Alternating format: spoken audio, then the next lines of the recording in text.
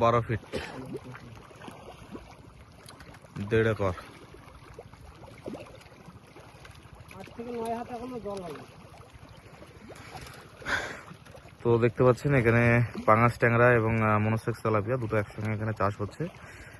এই জায়গাটা আছে 1.5 একর জায়গা, 12 ফিট জল আছে গভীরতা।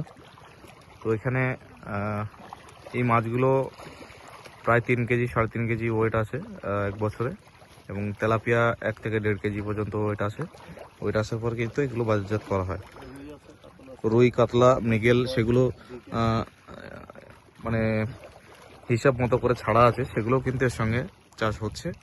আপনারা বিগত দিনে দেখেছেন অন্য জায়গায় মিশ্র চাষ যেগুলো হয়, সেই তুলনায় কিন্তু এটা একরকম প্রজেক্ট, আপনারা যেটা বাণিজ্যিক ভিত্তিতে যেগুলো চাষ করা হয় সেই অনুপাতে কিন্তু এগুলো চাষ করা হচ্ছে।